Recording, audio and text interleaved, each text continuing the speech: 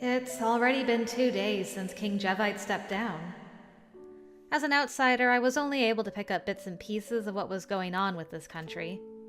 The one behind the attack on King Jevite had been the Queen Mother, Jevite's own mother, who we never actually met this time around, which was interesting. And that same Queen Mother had killed the former king as well, King Jereme and King Jevite's father. She killed her own family. In the Heights, that would have been a serious crime. Yeah, an alternate universe Cyrus knows that all too well. After being framed. But everything seemed relatively calm in the palace. In fact, it was eerily quiet, as if an unseen hand was holding things down. Someone's in the courtyard. Who could it be? Is it Jereme? It is. So this is his spot. It's a nice place. Good evening, King Jereme. You. It's Cyrus. I know that. I am not so stupid that I cannot remember the names of my guests. What are you doing here? I'm just out for a walk. I got sick of being cooped up in my room all the time. I see. His responses are as terse as always. He never asked follow-ups and he never elaborated. Unlike Eltcreed, who could answer a single question 10 different ways. Wow, comparing Jereme to Eltcreed. Maybe he's not fond of conversation. I'm not very good at it myself. What about you? I suppose even kings need a break now and then. Yes, perhaps. I thought so. The fountain here is so beautiful. Just looking at it soothes my heart. It's beautiful. Yes, don't you think so? I'm not sure. This garden has been here since before I was born. I guess he's saying that he takes it for granted. He doesn't notice its beauty. How much do you know about me? My face turned pale at his abrupt change in topic. His gaze was focused directly on me, and I couldn't tell what he was thinking. What do you mean by that? Are your parents still alive? Yes. Both of them are alive and healthy. I see. He nodded slightly before going silent again. Maybe I misunderstood his question. I knew that his father, the previous king, was dead. Why did I have to say mine were healthy? She's like, ugh. King... The late king did not deserve to die. He still had so much to teach us. I used to find it so frustrating that he was taken by Cainabel before his work was finished. Cainabel? A god that collects souls to adorn himself with. He moves without sound and vanishes into dust. The souls of the benevolent are Cainabel's favorite. Heroes, influential figures. He specifically targets those who serve as a beacon to others. Or so the story goes. Unexplained deaths are always attributed to Cainabel and written off as unavoidable tragedies for hundreds of years now. The late king's death was also supposedly the work of Cainabel, as I'm sure you are aware. It happened so suddenly, in the hours before his death. I have a clear memory of meeting with him, but I cannot recall what we discussed. I never imagined it would be the last time. I thought perhaps he had contracted some illness I didn't know about. I even blamed myself for not noticing. But then the perpetrator was found. When I learned it was Queen Mother Maeve, I felt relieved. Relieved? I wondered if perhaps I had misheard him. The king continued, fumbling to find the right words. During our interview, you asked me about my birthplace. It is unlikely that I am the son of the late king. Oh. Okay, first of all, I don't remember asking about your birthplace, but if you say that happened, I'll believe you. Well, that would be a twist. But that doesn't actually matter. As we learned about, like, the rules of succession in this country, even a lowly peasant can become king. It's all down to who the last king named as their successor. The reason that Jereme and Jevite are ruling together is because they were believed to be the sons of the late king. Because the late king didn't actually name anybody before he died. But that's interesting, that Jereme's got some doubts as to whether he is actually the son of the late king. The truth is unclear, one way or the other. There is no way to confirm it, or to deny it. My mother died before I was old enough to remember her. Her exact cause of death is unknown. The historical record merely says that she threw herself to her death. There's a lot of odd, unexplained sudden deaths in this family, isn't there? Your mom, your dad, your brother. Just like, I mean, okay, Jevite didn't die, but he was almost suddenly killed. Little suspicious around here. Jevite had two parents related to him by blood, both alive and well. Growing up, he received all of their love, and I envied him for it. I was jealous that he had what I didn't. That's why... Yes, I was happy when Jevite told me to kill Maeve and offered up his own life. I felt joy to finally be rid of what had been holding me back for so long. Vulgar, selfish joy. I'd been preparing all my life to one day take the throne, even amidst rumors that I was not the king's true son. It's never been a requirement that the king's successor be a blood relative. Our history makes that abundantly clear. The monarchy has only become a dynasty over the past 4 generations. Okay. So, there is some precedent for at least 4 generations that it's become a dynasty. Good to know. Family ties are ultimately meaningless.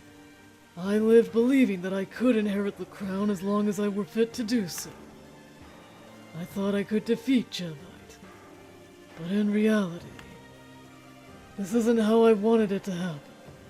The fact that I'd entertained having a family member killed, even for a moment, means I am not fit to rule. King Jereme.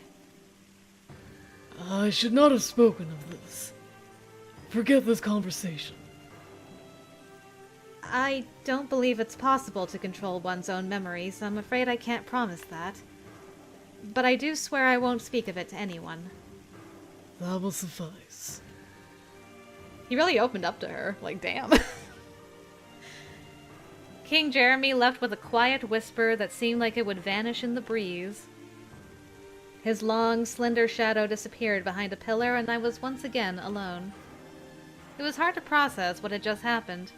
I felt like I'd been dreaming. He told me to forget about it, so I probably shouldn't overthink things. The moon hanging in the night sky above was obscured by clouds. Well, I guess I'll chew on that for a while. But, interesting. Interesting addition to the plot there. The next morning... It had been 3 days since we reunited with the advance party, but since then we hadn't seen their faces once. In the meantime, we decided to discuss the future of the expedition amongst ourselves. I'm also concerned about the actions of the countries surrounding Cainabel. But for now, let's just focus on this country's utility value. Utility value? I think there's high potential here too, but as an honored guest and recipient of their hospitality, I'm hesitant to put a specific number on it. Because it feels so cold and calculating, right? We can't just ignore it though, it's an essential data point. No matter how well they treat us as visitors, that doesn't say anything about what they can offer on a wider scale. Unless we can make a fair and objective assessment of their value to the heights and the depths. I've hit a wall. This is just so frustrating. What happened? You don't look like you're that frustrated. You know I'm not the sort of man who wears his emotions on his sleeve. Things were so much easier before there was a third country, back when it was just the heights and the depths. Isn't it annoying having to lump the two of them together? That's the wall you were talking about? Yes. From your perspective, the hair on my head seems quite high up, doesn't it? Well, from Cainabel's perspective, the heights and the depths are functionally one country, despite the fact that they operate independently. Did you just call me short? In order to simplify matters, we should come up with a singular way to refer to them, and we might as well make it as catchy as possible while we're at it. What should we call them? I can't think of anything. I've never been good at coming up with names. Then if I might offer a suggestion, what about Eltcreed's Empire? Oh god. Why? Eltcreed's Empire? I understand why you might like that, but why should anybody else? Because it's easy to remember. How could anyone forget it when it's my name? It's only temporary anyway, so we might as well have a little fun with it. What do you think, Cyrus? Do you have any ideas? You're asking me? Let me see. Fog Bridge! I love Fog Bridge, though. It's like so literal. That's an Ines one. And I'll say, personally, I'm a fan of St. Yune's Holy Land, but for the sake of this route, we'll go with Eltcreed's Empire. If it's only temporary, I like Eltcreed's Empire. Really? Knowing that I have your seal of approval moves me to tears. You don't really mean that. Of course I do. It fills me with joy from the bottom of my heart that you chose my suggestion. However, even though I'm the one who brought it up, I say we revisit the matter of the name at a later date. Whether it's temporary or not, we should still consult with the advance party. Really? If we don't have to decide right now, why did you even mention it? I do tend to say whatever pops into my head without thinking. For simplicity's sake, why don't we call them the High Depths for now? The High Depths. The High Depths. Why just for now? Why not just call them that? If only it were so simple. Unfortunately, reality doesn't work that way. By calling them the High Depths, that puts the heights first, which I'm sure would offend those living in the depths, and vice versa, of course. So even though it's only temporary, we should come up with a different name entirely. Just how long do you intend to keep discussing names, Heine? I would like to keep things moving.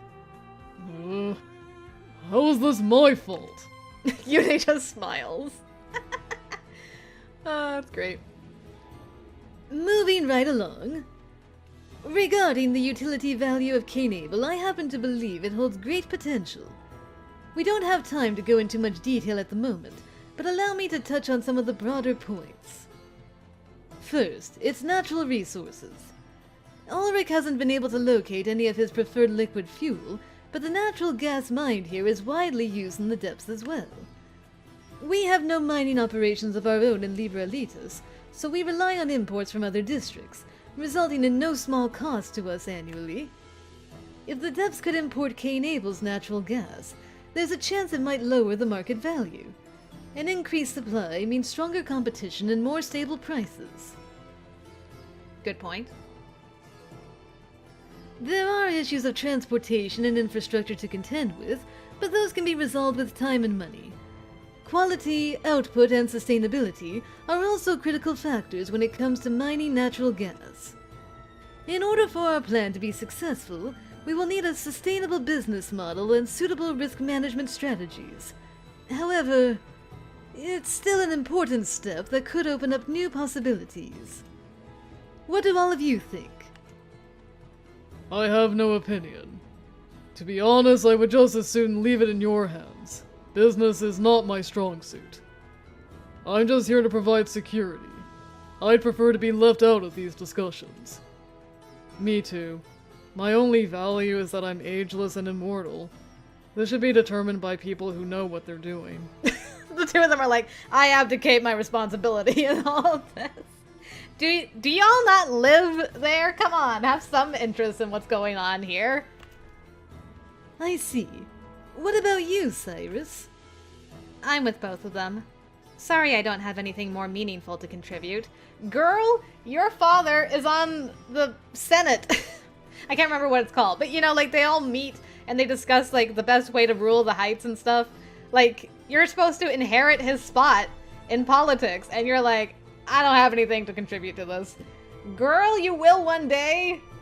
Get interested. Not at all. We each have different strengths. As a member of the Assembly, this sort of thing naturally falls to me. Assembly, thank you, that's what it was. Your dad is on the Assembly.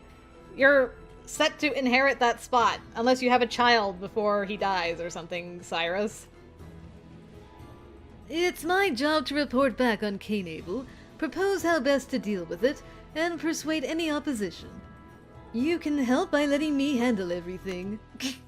Great. One last item. Ah yes, we need to regroup with the advance party and figure out how we're going to return home. Ulrik should be able to resolve the latter, but the former is still up in the air. Although I'm certain we'll see each other again eventually, it's a little frustrating to be stuck waiting on King Jereme. I wonder how Ulrik's group is doing. Ulrik is the same as always. Huh? How do you know that? Whoops! No, I mean, as an Ulrik fanatic, that's just what my sixth sense is telling me. Eltcreed. I love that you called yourself an Ulrik fanatic, but Eltcreed. Besides, he was fine the last time we saw him. Ulrik isn't so frail that he would suddenly waste away in the span of a few days. He's too fat for that. Oh? That's not a very nice thing to say about your friend. I just miss him when he's not here. Honestly, next to him, I'm the fat one. And I've only gotten fatter. Are you alright? It's nothing. Just an old wound opening up. I was gonna say, I thought that Ulrik called you the fat one. A wound? Were you injured? Oh, it's nothing serious. Just a little scratch on my heart. It's not like I'm secretly a masochist or anything. I just accidentally picked at it. At any rate, we're stuck here as long as our advance party is being held hostage. I'm not about to leave without them, so all we can do now is wait. Let's make ourselves comfortable for the time being, but be prepared to leave at any time. Alright. We are here a lot longer so far. Well, I mean, not as far as, like, length of stay, but just in the timeline. I think we left pretty soon after Jevite killed Maeve. But, she's alive, and he's in prison, and we're still here. Rumors spread like wildfire. Even though no official announcement had been made, the names of the two kings were on the lips of everyone in the city. But at the end of the day, rumors are just that. They grow and take on lives of their own. Removed from the truth, bubbling up in stagnation before disappearing like foam. Well, the more outrageous they are, the better, I say. Are you sure? I don't like the idea of lies being spread around. Doesn't that depend on the nature of the lie? I suppose it could be cause for concern if it's too close to the truth, but otherwise, who cares? If any of us tries to help, it's only going to draw attention and stir up trouble. I think we should just let things run their course. Maybe it's my imagination, but it sounds like you're speaking from experience. You're absolutely right. Given my status, people often spread false information or half-truths about me. Even you, Eltcreed? You mean... I don't think he makes mistakes at work. Probably more this one. Hey! About personal embarrassments? Yes, that's exactly it. You know me so well, Cyrus. People like me, good-looking, rich, popular, often get branded as womanizers. The rumors swirl around us like water in a dirty bathtub. At heart, I'm just a simple man who loves pasta. Right, I believe you. I've certainly settled down in recent years, though. I used to be a real scoundrel. What kind of scoundrel? The kind who ended up in bed with women even when I didn't mean to. When all I intended was to treat them equally, as friends. Friends with benefits, maybe. Ayy. Then again, friendship is even more difficult. This must be hard on the royal family, though. It seems family bonds are just as strong here as they are in the Heights. They're quite rigid. Is it different in the depths? Yes, at least in my experience. Then again, both my parents died when I was young, so I was forced to grow up quickly. Or more accurately, I forced myself. No one else did. As a matter of fact, some people would have preferred me to remain an ignorant child. Fools are easier to manipulate. I became so immersed in my responsibilities that I forgot all about my family. Actually, that's not true. I think I immersed myself because I wanted to forget. I couldn't stop working or else I'd fall apart. All of which is to say, I regard family ties as flimsy at best. But at the same time, I'm also a dreamer. I long to become a devoted father, just as my father was devoted to me. Or so I like to imagine. What's stopping you, then? Problems upon problems, with even bigger problems on top. I'm a bachelor, and presently unattached. In other words, I'm just a pathetic fool fantasizing about having a family. I see. If you're serious about having a family, why don't you try an arranged meeting with a suitor? Only as a last resort. I'd much rather find someone by chance. I wanted to feel like fate. And that's why I'm still single, because I keep procrastinating and coming up with excuses like that. It's painful hearing myself say it out loud. But it's hard to ignore what you said just a minute ago. What was that? About setting up an arranged meeting, even though you yourself seem to detest them. Got her. Well, everyone is different. It may not be right for me, but that doesn't mean it isn't right for you. Yes, precisely. Now, let me ask you, do you want a family? No, not right now. I don't think I could give a family the attention it deserves. Oh, how interesting. I happen to know you're a very caring person, so what's the problem? There are too many other things I want to do. My work as a police officer takes priority, and I'd like to learn more about the world beyond the Heights. And that desire has only gotten stronger since coming to this country. To be tied down with a family... I see. I know exactly what you mean. You're right. A family ties you down, for better or worse. Even in the assembly, people are absent all the time because of their children or spouses. Oh, is that right? My job is the same way. Even if someone's healthy, they might have to switch shifts because their partner has a fever or something. I can understand the appeal to some degree, but I can't help thinking it's more trouble than it's worth. It's just not for me. Now I have a better understanding of your views on family. But what about love? Love? Yes. Even if you don't care to start a family, you can still be interested in love. If you aren't seeing anyone, what about me? Despite all appearances, I am quite a catch. Keeps trying. Keeps trying. Uh-oh, silence.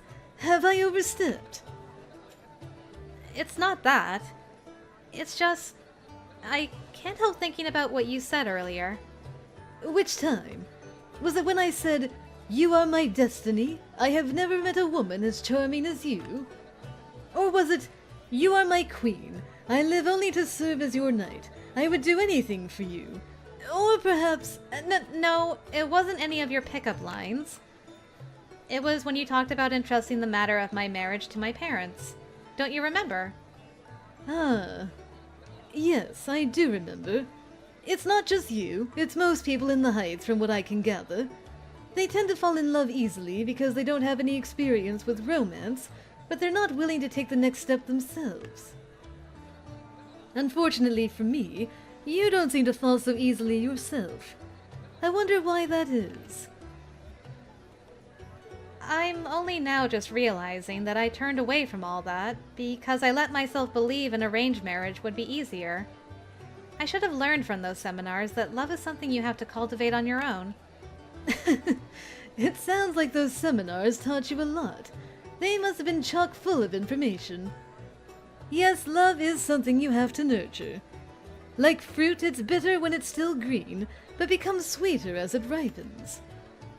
As long as you're willing to face your own feelings, I think you should proceed at a pace that makes sense to you. But I hope you choose me. You know what? If he genuinely means that, that would be an improvement from his original Rutenstein prison, because he pushed that girl, like, past her boundaries so many times. Which, to be fair, she does need a little bit of pushing. But I prefer the way he's handling it here, where he's talking to her about it, getting her to think on it, getting her views, giving her a different perspective, so that she's like, you know, I never thought about it that way. And then him actually saying, go at your own pace and figure, because it's a beautiful thing. And if it happens to be me, hey, I'm okay with that. So, kudos, Eltcreed. You're actually moving up from where you were in the original scene prison for me so far. Who would have known? Alright, give me your POV, sir. What you thinking about? Don't ruin what we've got going on here. Don't have weird thoughts that make me go, ah, man, I thought I could believe in you. A family, eh? Other people talk about them all the time, but for me, it just doesn't feel real. I wished I could remain a child, or a young man, forever, but that was impossible. There comes a time when we have to stop and hand things off to the next generation. It's just hard for me to accept. Saying, this is as far as I go, is like driving a nail into your own coffin. That's why I've avoided it for so long. Maybe it is about time I settled down, though. I'm not a child anymore. Alright. Starting thinking about settling.